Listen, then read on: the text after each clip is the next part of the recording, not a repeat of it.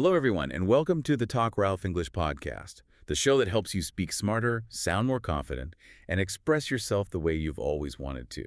I'm so glad you're here today, because this episode, it's one you are going to want to save and come back to. Today, we're talking about one of the most common habits that quietly holds English learners back, and we're going to fix it together. The topic is, stop saying because. 6 smarter words that make you sound fluent. It's really such a sneaky habit, isn't it? Oh, totally. I mean, it's everywhere. Yeah, you just don't even realize you're doing it until someone actually points it out to you. Right. And before we get into the actual words for this deep dive, I want you, the listener, to think back to your favorite pair of everyday shoes. Oh, I like this analogy. Yeah, you know the exact ones I'm talking about. They're probably sitting by the door right now. Yep. They're incredibly comfortable, they're perfectly broken in, and they've basically mapped to the exact shape of your foot over the years. They're reliable. Yeah. Like, there is absolutely zero cognitive friction when you put them on. Exactly. You don't even have to tie the laces anymore. You just sort of step into them and go. Right, you just slide them on, and they serve a very specific functional purpose. They do. But imagine you get invited to a formal gala, or, I don't know, you finally land a massive high-stakes job interview. Okay, high stakes. Yeah, so you spend an hour getting ready, you put on a tailored suit or this elegant dress, you check yourself in the mirror, and then You put the sneakers on. you slide on those same cracked-up, scuffed, everyday sneakers. Oh, no. Yeah, that's not a good look. No. And functionally, they still fit perfectly. Like, they still do the job of protecting your feet from the pavement. Sure. But the moment you walk into that boardroom or that Yeah. ballroom, people are going to notice. Absolutely. They might not say anything out loud, but they immediately notice the disconnect between the environment and your choice. Right. It's jarring. It is. It Mhm. creates a highly specific impression. Yeah. And realistically, that impression is probably not the one you were hoping to make when you put on the tailored suit. Definitely not. It signals a lack of awareness about the room you're standing in. Exactly. And today's deep dive is about exactly that phenomenon, but, applied to your vocabulary. Which is so important. It really is. We are unpacking this fascinating linguistic analysis focused on one specific, highly overused word. The word because. Yes, because. And we're exploring how dropping it can completely elevate your fluency. Right. So our mission today is to look at why leaning on the word because every single time you speak is just quietly undermining your communication. Yeah, and we're going to unpack exactly when, how, and why to use 6 specific alternatives. Right, words that instantly upgrade how intelligent, adaptable, and articulate you sound. But the foundational reality we have to establish here first is that the word because is not grammatically incorrect. Right, we're not saying it's wrong. It's a perfectly functional English word. It gets the job done, just like those old sneakers. Yeah, But precision signals intelligence. Language actively shapes perception. it really does. Swapping just one connector word in the middle of your sentence can fundamentally alter the entire emotional texture, Oh, for sure. It changes the power dynamic and the perceived objectivity of what you're saying. Right, because fluency isn't just knowing the words. No, not at all. It's knowing which specific tool to pull from the box and exactly when to use it. Yes. So I want you, the listener, to be really honest with yourself for a second as we dive into this. Be honest. Think about the meetings you've sat through this week. Think about the emails you typed out this morning or just the casual chats you've had with your family. Yeah, how often did you default to because? Exactly. I did this project because, or I'm running late because. I think we should choose this option because. Right. If you're anything like me, you probably do it constantly. It is literally the linguistic equivalent of those comfortable beat-up sneakers. It's just the default setting. It is. But before we go any further, if you're finding this useful already, please take 2 seconds right now and hit the like button, share this episode with a friend who's learning English, and subscribe so you never miss a new episode. Yes, please do. It genuinely helps this show grow and means we can keep making free content for you every single week. Okay, back to the good stuff. Yes, let's get back to it. Now let's go deeper into each word. We're going to look at since, as, given sen, owing to, in light of, and consequently, That's a great list. right? And we'll look at not just what they mean, but exactly when to use them and why they make such a powerful difference to how intelligent and fluent you sound. In real conversations, in emails, and in professional settings. Exactly. So let's start breaking out of that default setting. Right. And the first layer of doing that is moving away from the blunt, highly mechanical nature of because in our casual, everyday communication. Because we don't always need to jump straight to, like, boardroom vocabulary. Exactly. The most immediate upgrade starts with a very simple word, which is since. Since. You know, on the surface, that really doesn't sound like a massive vocabulary upgrade. I know, it sounds almost too simple. Yeah. But the analysis we're looking at highlights a brilliant psychological shift that happens when you use it. Let's break down the mechanics of that. Sure. When you use because, you're pointing at a raw mechanical cause, like, I stayed home because it was raining. Right, it's just cause and effect. A equals B. Exactly. But what is actually happening in the listener's brain when we swap that out for since? Well, it changes the power dynamic of the conversation entirely. Really? How so? When you say, I stayed home since it was raining, you are instantly implying a shared understanding of the world. Oh, that's interesting. Yeah, you're treating the listener as an intellectual equal. You're essentially communicating like, look, we both live in the same world. Right. We both know what rain means, and we both know it's unpleasant to get soaking wet. Yeah. So I don't need to spell the mechanical causality out for you. That makes a lot of sense, actually. You aren't just delivering a fact. You're acknowledging their lived experience. Exactly. Well, let me challenge that for a second, just to play devil's advocate. Go for it. If I'm talking to a coworker, isn't clarity the most important thing? I mean, because is completely unambiguous. Sure. If I say, I routed the file to you because you manage this account, there's no room for misinterpretation there. Why risk softening it with since? It's a fair point, and clarity is crucial. But human communication is rarely just about transmitting raw data. Right, we're not robots. Exactly. Yeah. It's about relationship management. If you say to a colleague, I routed the file to you because you manage this account, it borders on instructional. Oh, I see what you mean. It sounds a little bossy. Yeah, it sounds like you're explaining a basic premise to a subordinate. Yeah. But if you say, since you've been managing this account for a while, I thought you'd know the history best. Oh, wow. That feels completely different. Right. You achieve the exact same clarity while actively building trust. Since carries respect. It elevates the listener from just a passive receiver of facts to a respected peer who, shares your context. Precisely. You're building an alliance rather than just issuing a statement. That is a subtle but massive difference, especially for people who are trying to find their professional voice. Oh, completely. Because is one of the very first connector words we learn in school. It's foundational. Right. But if you only ever use the foundation, you can't build the house. I love that. And that concept of building leads directly into how we construct narratives. Okay, so moving from explaining a single action to actually telling a story. Yes. And for that, we need a different tool. This brings us to the word as. As. Just a tiny three-letter word. Small but mighty. Yeah, because it completely changes the momentum of a sentence. The example from the deep dive here is, as it was getting late, we decided to head off. Right. Now, when I first read this, I immediately felt the difference in tone. It just sounds so much more literary. It creates narrative flow. That's the secret. Okay, break that down for me. Well, when you're telling a story, whether you're recounting a weekend trip to a friend or explaining the history of a project in an interview, Yeah. the listener is not just absorbing the raw data of your words. Their brain is actively processing the rhythm and the cadence of your speech. Oh, for sure. The pacing matters. Exactly. As makes the consequence feel like it's naturally, seamlessly unfolding from the situation. Rather than being bluntly caused by it. Right. Listen to the drama in this phrasing. As the conversation grew more tense, I realized something had to change. Okay, I definitely hear the drama there. But this is exactly where I have to push back again. Okay, bring it on. Does using as actually change what the listener comprehends? Or does it just make the speaker feel a bit, fancy? Fancy. Yeah. Because if I strip that down and say, I realized something had to change because the conversation grew more tense, the factual data is identical. Yes, the data is identical. It just sounds a bit more like a police report. Does the listener actually care about the literary drama? That police report analogy is precisely why it matters deeply to the listener. Really? Yes, because human beings are constantly, unconsciously evaluating your fluency, your articulation, and your social awareness based on your rhythm. Okay, that's a good point. A police report is a flat transactional recitation of facts.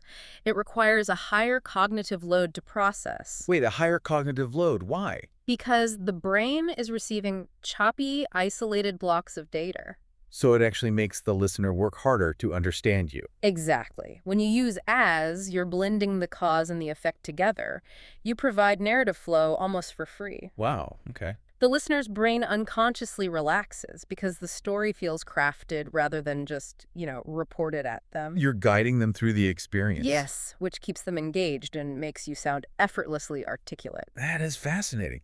It's the difference between reading the list of ingredients and actually eating the prepared meal. That is a perfect way to put it. The ingredients are the same, but the experience of consuming them is entirely different. Totally. Though we do need to point out a very specific caveat with as before we move on. Oh, right, the context issue. Yeah, you have to be mindful of context because as can also mean while. Yes, the risk of chronological ambiguity. Exactly. If you say, as I was walking to the shop, I got soaked, the listener might wonder. Did you get soaked because you were walking to the shop, or did you get soaked while you were walking to the shop? Exactly. Right, and if there is any risk of that confusion, you just pivot back to since. Yep. It's a safer bet that achieves a similar elevated tone without risking clarity. Okay, so we've established how to smooth out everyday storytelling and peer-to-peer chats. The casual stuff. Right.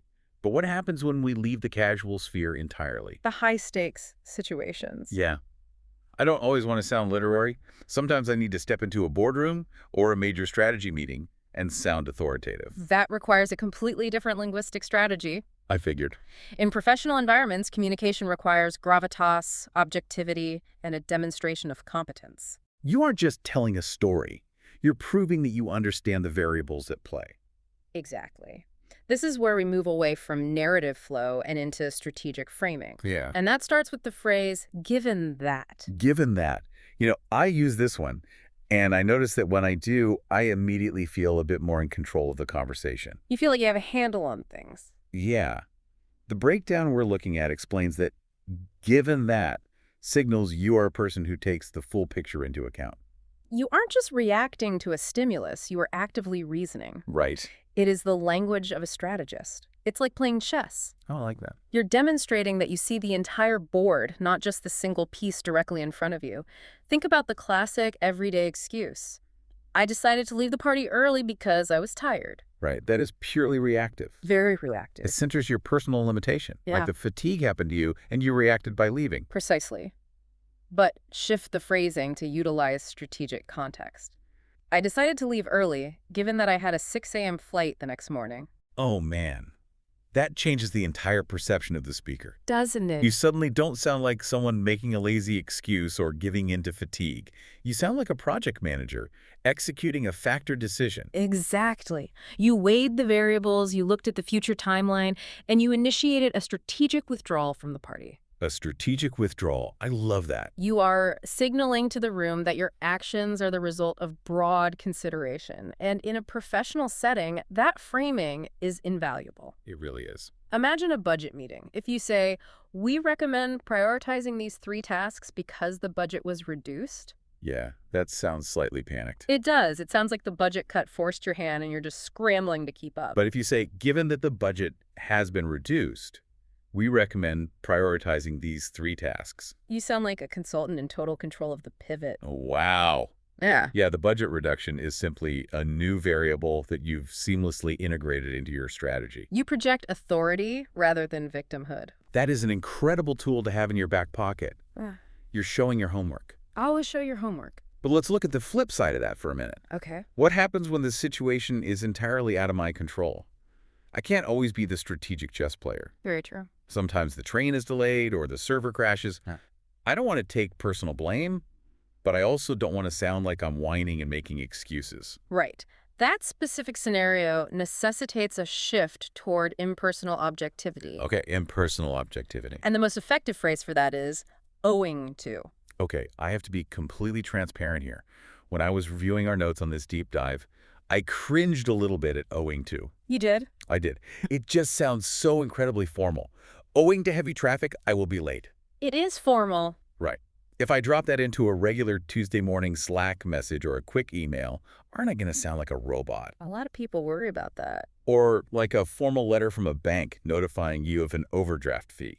It's entirely valid to feel that way, but this apprehension raises a fundamental misunderstanding about how we view formality in the modern workplace. Okay, tell me more. People often fear sounding robotic, so they overcompensate by keeping their language hyper-casual and emotional all the time. Yeah, using emojis and exclamation points. Exactly. But you have to think of a formal register as just another outfit in your linguistic wardrobe. Like the tailored suit we talked about earlier. Precisely. If you only ever wear casual clothes or use casual connectors, it signals that you do not fully grasp the specific demands of the environment you're operating in. Ah, okay. The wardrobe analogy works perfectly here. Right. You're saying there are specific moments where you actively need to wear the linguistic suit and tie. You need the distance it provides. Yes. Owing to is a brilliant, highly effective tool for formal written English because it accomplishes one very specific goal. Which is? It acknowledges an external condition without assigning or accepting personal blame. Okay, let's unpack that because taking the blame out of the equation is huge. Yeah. It is. If you say, I'm running 15 minutes late because of traffic, what are you actually communicating? Well, I'm centering myself. The syntax places the focus on me and my failure to navigate the traffic or, leave my house early enough. Exactly. It inherently sounds like an apology. Yeah. But if you type, owing to heavy traffic on the interstate, I will be joining the meeting 15 minutes late, you are stating an impersonal fact. That completely shifts the dynamic. It really does. It removes all the nervous emotion from the delay. It changes the message from a guilty apology to a clean, factual update. And in high-pressure environments, business runs on data, not apologies. Oh, that's a great rule of thumb. Your manager doesn't need an emotional paragraph about how stressed you are on the highway. No, they definitely don't. They just need to know when you'll be online. Owing to delivers the data cleanly. Knowing when to deploy that specific level of cold formality signals that you are a professional who understands objective reporting.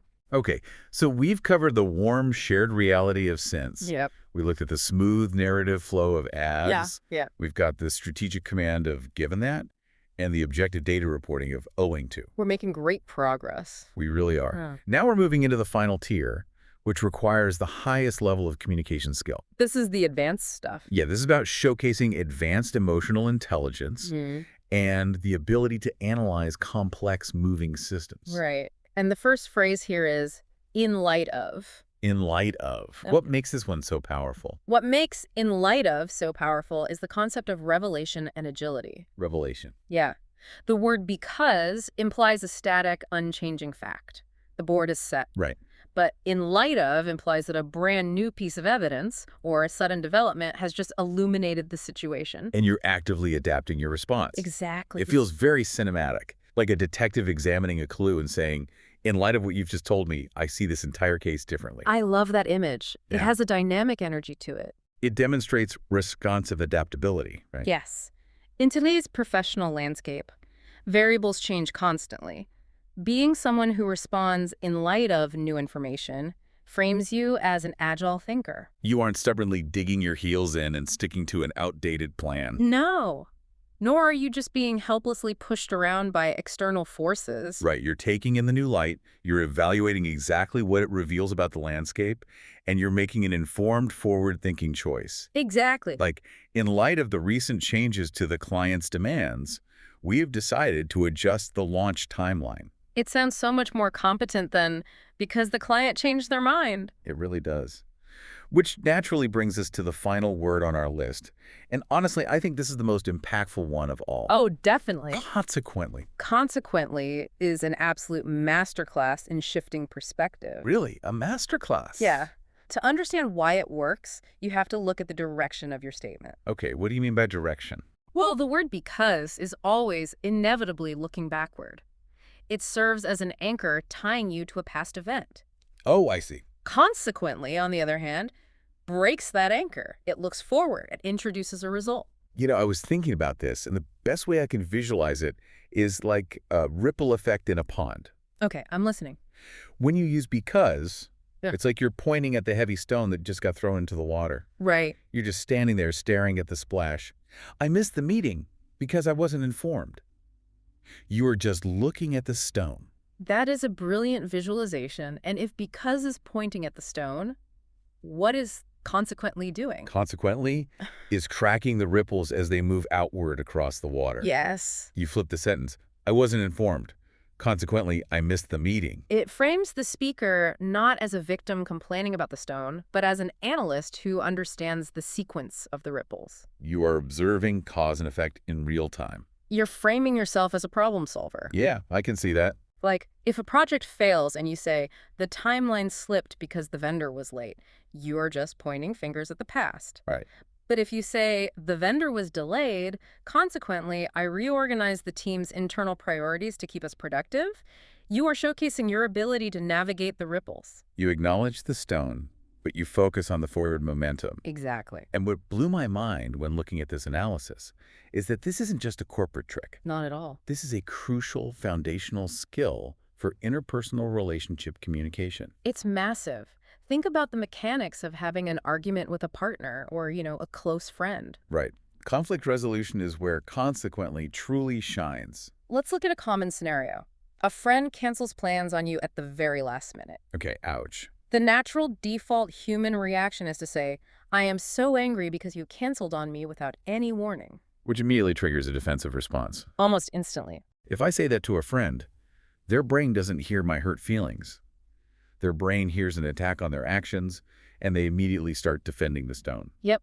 Well, I had to cancel because my boss called, or because I was exhausted. And then we just end up arguing about the past. Exactly. It invites a battle over the justification of the cause. Yeah, nobody wins that. But utilizing consequently depersonalizes the mechanic of the argument without sacrificing the honesty of your emotional response. That is so key. Imagine shifting that sentence to, you canceled without warning. Consequently, I felt like my time wasn't a priority to you. Wow.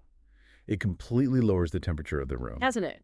You are stating the indisputable fact of what happened, you canceled, and then cleanly linking it to the logical emotional result that followed. Exactly. It doesn't sound like a raw reactive complaint. It sounds like a carefully reached, undeniable conclusion. It is a profound act of respect, really. You're respecting the other person enough to communicate your boundaries clearly without attacking their character. That takes a lot of maturity. It does. And equally importantly, you're respecting yourself enough not to get dragged into the mud of reactive, excuse-based language. It's the pinnacle of emotional intelligence. Absolutely. So, as we wrap this up, what does all of this actually mean for you listening right now? A lot, hopefully. We've walked through 6 highly specific, incredibly powerful alternatives today. We looked at since to build shared understanding and trust. Right. And we looked at asasa to create smooth, frictionless narrative flow. Given that allows you to project strategic context and command. Owing to gives you the formal distance to state impersonal facts without blame. In light of showcases your adaptable responsiveness to new information. And finally, consequently, shifts your perspective from backward-looking excuses to analytical, forward-looking results. The overarching takeaway here is that fluency is not about achieving some flawless standard of grammatical perfection. No, it's not. Fluency is about having a diverse set of choices. Whether you are a native speaker who has simply gotten comfortable and, lazy with your default vocabulary, an immigrant actively mastering the nuances of a new language, or a young professional trying to navigate complex corporate spaces for the first time. Having these specific tools in your wardrobe matters. It really does. They allow you to walk into any room, assess the environment, and sound exactly as intelligent and capable as you truly are. Absolutely. Taking that half second to think before you speak and choosing the precise targeted word rather than the automatic default is how you cut through the noise. It is how you ensure that your voice actually gets heard the way you intend it to be heard, rather than getting lost in the static of reactive communication. And if we take one final step back to look at the broader psychological implications of this, it leaves us with an incredibly important provocation to ponder. Oh, I'm ready. We spent this entire time analyzing how changing the simple connector words between our thoughts can radically shift how other people perceive our intelligence, our authority, and our emotional maturity, right? But language isn't just an external tool. It is the operating system of our own minds. Wow. Okay. If these tiny words have that much power over our external reality, How might the verbs and the subjects we unconsciously default to every single day be actively shaping our internal realities? Oh man, that is a heavy, fascinating question to sit with. It's something to think about. It really is. Words really do build worlds, both inside and out. Yes, they do. So there you have it. 6 words, 6 small changes, 1 big upgrade to how you communicate. Mm. Remember, fluency is not about perfection. It's about having choices. And today you gained 6 new ones. If you enjoyed this episode, share it with someone learning English right now. It could genuinely change how they speak. See you in the next one. If you enjoyed this, give the video a like, share it with a friend, and don't forget to subscribe for more English tips.